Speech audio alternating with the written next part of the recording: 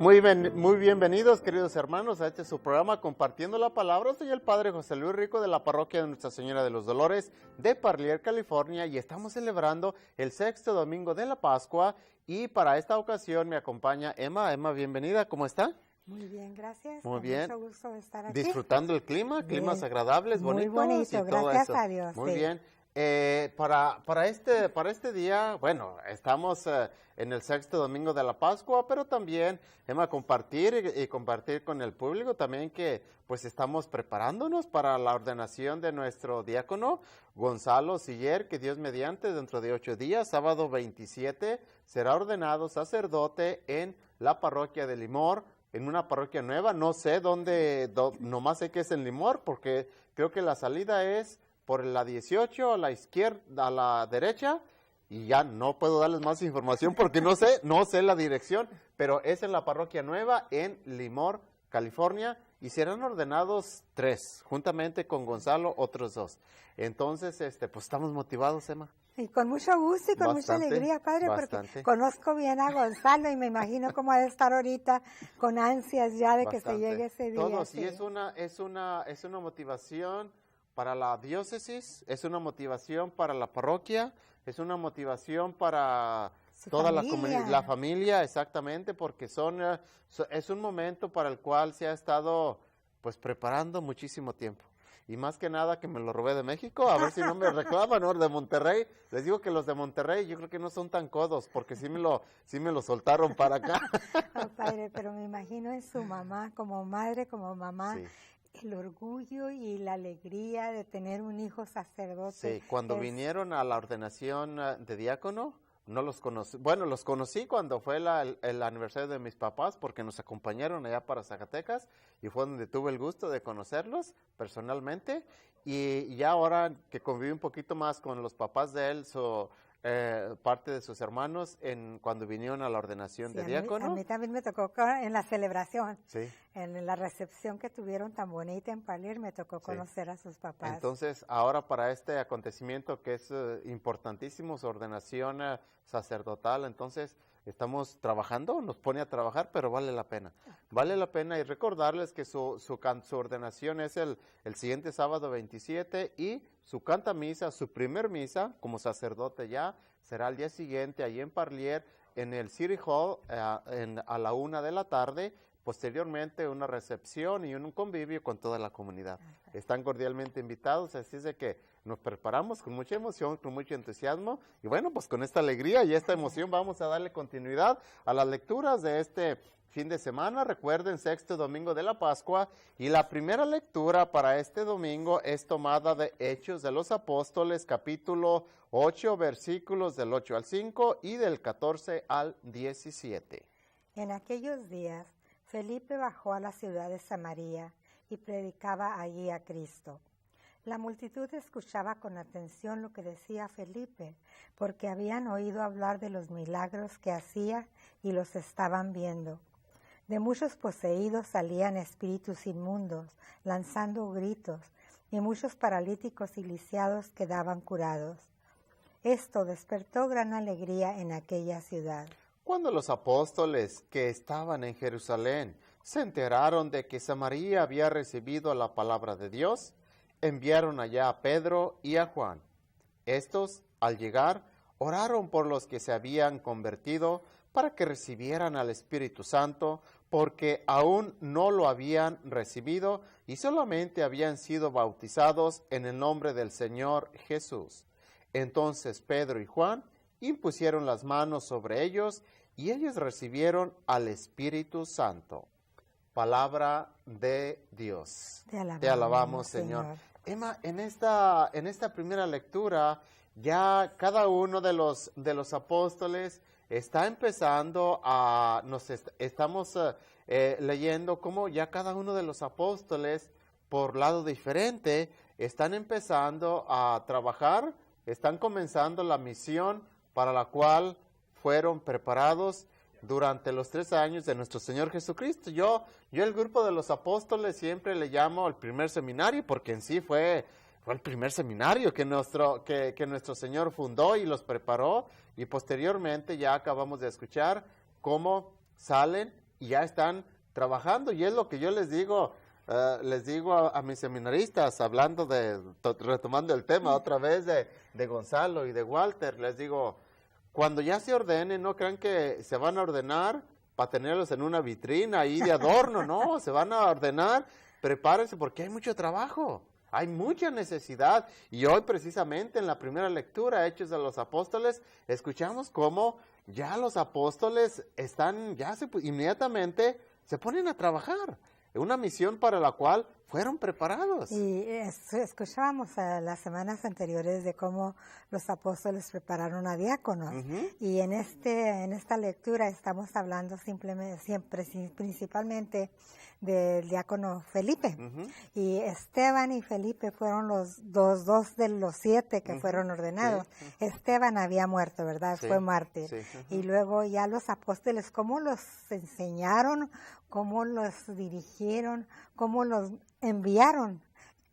Tanto confiaron, hicimos buen trabajo en enseñarles cómo enseñar a los demás, evangelizar, que los enviaron ya fuera. Ya los apóstoles dijeron, bueno, aquí tenemos el primer grupo de nuestros, se puede decir, estudiantes, seminaristas, que van a ir a predicar, que van a ir a evangelizar en otras partes. Y sobre todo, Emma, la novedad era que Samaria, que había aceptado la palabra de Dios, porque acuérdense en aquel diálogo de Jesús con la samaritana, que no había contacto entre un judío y un samaritano. Entonces, cuando los apóstoles se dan cuenta que Samaria recibe la palabra de Dios, inmediatamente como que dicen, vamos inmediatamente a evangelizar, a bautizar, y es increíble cómo el proceso de los apóstoles nos sorprende, porque a nosotros ahorita decimos, oh sí, pues sí, es que la iglesia sí, pero son los comienzos,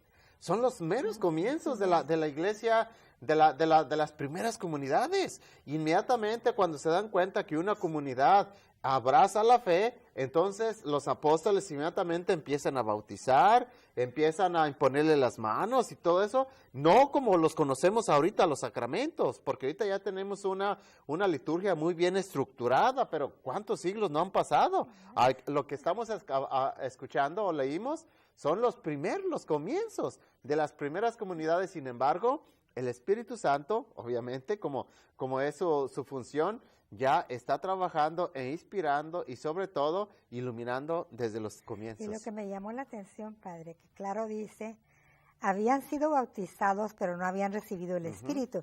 Entonces vinieron los apóstoles a confirmarlos, podemos decir, ¿verdad? Sí, exacto. Y me pongo hoy en día, los sacerdotes bautizan, los diáconos bautizan, ¿quién confirma? El obispo, nada más. Desde entonces viene ya la estructura de la iglesia, como usted dice, es el principio de la iglesia, pero cómo se va formando, cómo poco a poco cada paso que da, es lo que nosotros seguimos hoy en día. Sí, y exactamente, y lo importante es que la iglesia nunca perdió precisamente la base de la autoridad de los apóstoles. Y algunos que no son católicos, pero tienen sus inquietudes y quieren conocer la religión católica, dicen, pero ¿cómo ha perseverado la autoridad de la iglesia en una persona? ¿Por qué ustedes le tienen tanto respeto, tanto cariño al Papa? Le digo, pues es que por lo que representa, es que la iglesia en medio de sus adversidades, porque tuvo problemas, basta estudiar la historia de la iglesia y saber que pasó por problemas muy difíciles, pero sin embargo el Espíritu Santo mantuvo esa conexión y mantuvo esa autoridad, y esa autoridad se ha ido transmitiendo ahora sí de cada papa, cada elector que colegio cardinalicio que lo ha elegido, hasta llegar a este momento con la autoridad del Papa Francisco, y sabemos que es una autoridad válida, que es una autoridad real, no es una autoridad nada más, como dicen muchas personas, es que la iglesia nada más quiere mantener a ciertas personas en un estado de miedo, de temor. No es eso. Los apóstoles, acabamos de escuchar precisamente cómo los apóstoles iban evangelizando, pero ya iban dejando comunidades más o menos estructuradas, desde los diáconos, personas responsables, todo eso, hasta llegar a los días que estamos viviendo ahorita, que ya sabemos que una liturgia bastante estructurada, y es lo que hace uno precisamente cuando llega a una parroquia. Si llega uno a una parroquia y no ve una estructura ya litúrgica, entonces empieza uno a formar los líderes, empieza uno a formar los diferentes ministerios, porque una iglesia que no tiene ministerios, pues es una iglesia, sabemos, muerta. Exacto. Por eso hay que, inmediatamente que llega uno a una comunidad, a una parroquia, que hay cambio, lo que sea, saber cuántos grupos tiene, cuántos ministerios hay, y si no es una parroquia activa, poco a poquito hacer lo que los apóstoles, ir trabajando, ir escogiendo, ir preparando, porque la preparación es otro tema también. Los apóstoles no nada más de buenas a primeras pusieron, sino que basados en simplemente el hecho de los 7 diáconos, vieron que eran personas responsables, de mucho respeto y sobre todo personas que eran capaces de atender un ministerio que ellos ya no podían exactamente. Esa fue la realidad de la ordenación de los diáconos. Ahora, el diaconado, sabemos, ya lo explicamos, no sé si hace 8 días o hace 15 días, cuál es el proceso del diácono transitorio o el diácono permanente. Entonces ya no hago mucho hincapié sobre eso, sino nada más darle continuidad a saber que la iglesia, por la necesidad y sobre todo los ministerios que tiene, necesitamos de las personas, de los diáconos y sobre todo muchos de ustedes, de los laicos, Emma, que se han comprometido a ayudarnos en los diferentes ministerios. Como usted ¿cuántos años estuvo trabajando coordinando? Desde 1995. Cantidad de años, padre, sí. Se retiró, pero sigue todavía por ahí dando talleres por ahí sí. Exacto, pero ya no únicamente en Nuestra Señora de las Victorias, sino donde me necesiten. Más abierto a otras comunidades. Sí. Bueno, y con este comentario vamos a cerrar la primera sección. Regresamos con la lectura del Evangelio. No se nos vayan a regresar, por favor. Connect with Catholic Television on Facebook and YouTube for program updates and special features. Like us at facebook.com/KNXT49 and subscribe to our channel at youtube.com/KNXT1. Ya estamos de regreso, queridos hermanos, con ustedes para darle continuidad a la lectura del Santo Evangelio. Recuerden que estamos en el 6º domingo de la Pascua y estamos leyendo para este domingo el Evangelio de San Juan, capítulo 14, versículos del 15 al 21. En aquel tiempo, Jesús dijo a sus discípulos: si me aman, cumplirán mis mandamientos. Yo les rogaré al Padre, y Él les enviará otro Consolador que esté siempre con ustedes, el Espíritu de verdad. El mundo no puede recibirlo, porque no lo ve ni lo conoce. Ustedes, en cambio, sí lo conocen, porque habita entre ustedes y estará en ustedes. No los dejaré desamparados, sino que volveré a ustedes. Dentro de poco, el mundo no me verá más, pero ustedes sí me verán, porque yo permanezco vivo, y ustedes también vivirán. En aquel día entenderán que yo estoy en mi Padre, ustedes en mí, y yo en ustedes. El que acepta mis mandamientos y los cumple, ese me ama. Al que me ama a mí, lo amará mi Padre, yo también lo amaré y me manifestaré a él. Palabra del Señor. Gloria a ti, Señor Jesús. Emma, ya a estas alturas estamos escuchando, o estamos más que nada leyendo, cómo nuestro Señor ya empieza a preparar el grupo de los apóstoles para su partida. Porque acordémonos que todavía a estas alturas, después de la resurrección, estuvo con ellos, pero, y es precisamente la celebración, la festividad que celebraremos dentro de 8 días, la ascensión de nuestro Señor Jesucristo, y posteriormente celebraremos al siguiente domingo, el domingo de Pentecostés. Y para esos momentos, para esas acciones, tenía que prepararlos, porque no nada más los iba a dejar de buenas a primeras. Nuestro Señor, en su afán de dejar de dejar muy bien preparados a los apóstoles, los fue instruyendo poco a poquito. Por eso, como me gusta la acción de nuestro Señor Jesucristo, que como un padre les empieza a decir primero a los apóstoles, miren, dentro de poco, ahorita estoy con ustedes, pero dentro de poco no me verán. En su momento no entendían los apóstoles y decían, sabe de qué estar hablando, pero ahora sí como el niño, no entendían, pero iban guardando todas esas enseñanzas, y en su momento, ya cuando se eleva en su presencia, sacan a relucir todas aquellas promesas, todas aquellas frases que nuestro Señor les había anunciado después de la resurrección.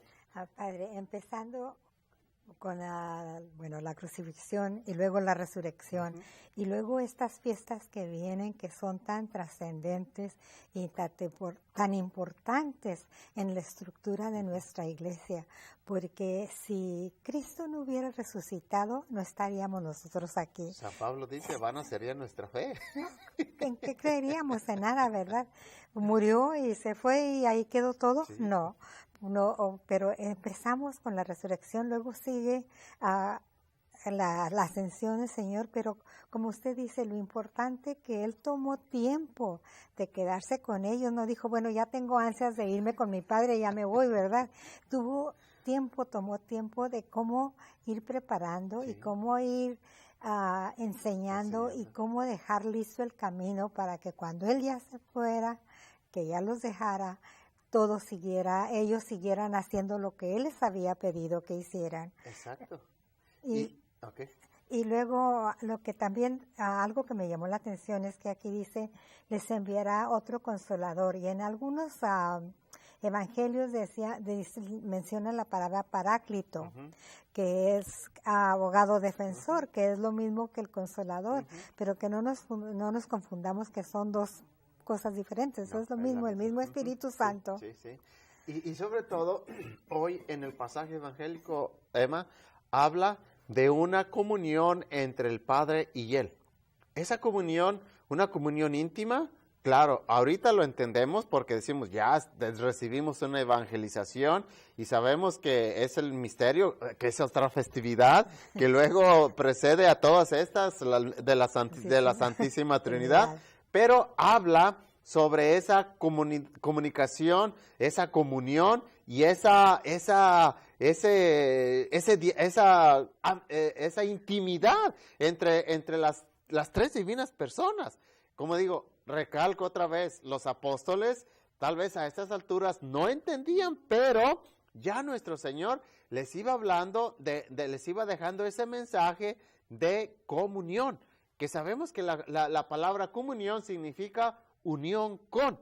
Por eso cuando recibimos la Sagrada Eucaristía, la Sagrada Hostia, se llama comunión porque ahí nos unimos con Dios, unión con. Muchas personas no saben lo que significa comunión. Eso significa unión con. Y en este caso, ¿con quién nos unimos en la comunión? Nos unimos con Dios. Entonces, hoy en este pasaje evangélico de este sexto domingo de la Pascua, nuestro Señor habla sobre esa comunión entre el Padre y Él, y que es la comunión que invita, y es lo importante, invita para que los apóstoles, una vez que Él ya no esté, ellos trabajen en esa comunión, en esa unión con.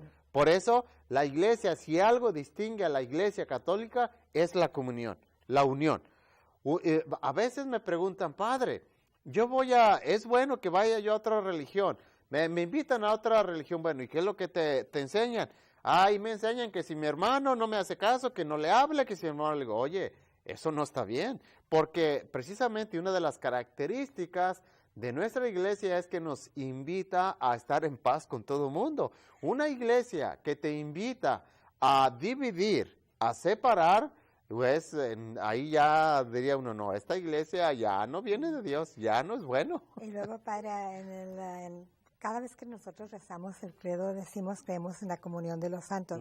Lo maravilloso, para mí es una cosa que me llena de emoción y me motiva bastante la comunión de los santos, porque pensar que estamos en comunión con Dios principalmente, con nosotros mismos que estamos ahí en la iglesia en misa y con todos los santos del cielo, con todos los santos canonizados y no canonizados, están con nosotros en esos momentos. Es una cosa maravillosa que otras religiones no pueden decir. Exacto. Por eso cuando una persona pregunta, padre, ¿qué me aconseja? ¿Me cambio de religión o no me cambio, mi hijo o mi hija? Le digo, mira, valora la riqueza espiritual que tenemos y lo que te van a ofrecer la otra religión. ¿Qué es lo que te ofrece? No, pues nada. Entonces ahí está la de, no hay que ni preguntar, ni hay que navegar mucho, simplemente cuál es el legado espiritual que la Iglesia Católica tiene. Y simplemente usted me hizo alusión con la comunión de los santos, pero en sí tenemos una riqueza espiritual que nosotros como católicos, cuando un católico quiere vivir su religión, alimentar su fe, la Iglesia nos presenta infinidad de herramientas para alimentar nuestra fe, infinidad. Yo recuerdo, por ejemplo, en la Cuaresma, como allí pues en mi parroquia, yo hablo de mi parroquia, no puedo hablar de las otras porque yo no sé qué actividades hicieron las otras parroquias, pero por ejemplo, allí en Parlier yo recuerdo en la Cuaresma que cada viernes de la Cuaresma se exponía el Santísimo desde el mediodía hasta las 6 de la tarde, y luego venía la misa, y luego el rezo del Via Crucis, y luego confesión. Todo eso son herramientas. El primer viernes de cada mes, también tenemos la adoración al Santísimo desde las 12 hasta las 6 de la tarde, y cada cuarto sábado del mes, adoración al Santísimo. O sea, la Iglesia tiene, por mencionar algunas, tiene infinidad de riqueza espiritual, pero ahí hay que valorar, hay que sacar todas las novenas que tenemos, las oraciones que nos presenta de los santos, porque la Iglesia, como lo decía Emma, tenemos los santos canonizados, que es los reconocidos y los no reconocidos, pero sabemos que tenemos una riqueza espiritual enorme. Entonces, un católico que diga, es que la Iglesia no me presenta, es que la Iglesia no me alimenta. Oye, no es que la Iglesia no te alimente, es que tú no te estás acercando, porque hay que entender que el Evangelio no te va a llegar ahí acostadito a la casa viendo tele, y esto, lo otro, aquello. No, hay que buscarlo.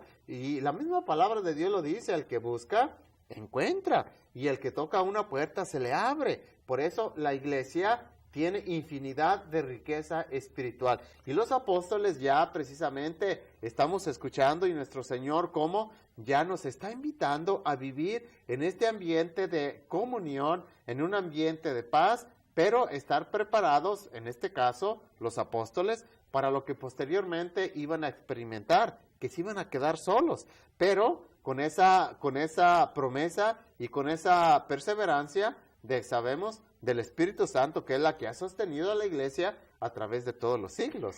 Por eso, padre, como catequista, yo pienso que es muy importante catequizar a los adultos, a los papás de los niños, porque cuando nosotros estábamos niños, fuimos niños y nos prepararon para la primera comunión, que muchos papás dicen, bueno, yo ya sé lo que es la iglesia, porque a mí yo hice mi primera comunión y fui confirmado, soy bautizado, recibí los sacramentos, pero eso no es todo. Cuando estábamos chicos no sabíamos todo lo que sabemos, hemos aprendido a través de una larga vida. Cada día que pasa aprendo algo nuevo sobre mi iglesia. Claro. Pero como usted dice, necesitamos leer, necesitamos instruirnos, necesitamos simplemente poner atención en la misa y escuchar las palabras, y pensar en ellas. ¿Qué es lo que significa el credo? ¿Por qué rezamos el credo cada semana? Y analizarlo parte por parte, porque muchas veces decimos las palabras, sabemos el Padre Nuestro, sabemos el Ave María, pero no nos ponemos a pensar en lo que estamos diciendo, en lo que significa. Sí. Exacto. Yo lo que ha dado mucho resultado, Emma, y lo comparto porque ojalá y otros hermanos sacerdotes lo hagan. Cada primer jueves del mes tengo lo que se llama la misa vocacional. hago alusión, pues necesitamos vocaciones, exactamente. Y todos los niños del catecismo, tengo la misa con ellos, les hago una misa tan bonita, me encanta, porque dialogo con ellos, sus preguntas, y todos quieren participar, y no, es un ambiente muy bonito en la homilía. Pero después de la misa, expongo el Santísimo con todos los niños. Si es media hora santa, no es una hora santa, no es como formalmente nuestra iglesia lo manda, porque sería la misa y luego todavía la hora santa y pues no hay que abusar tampoco.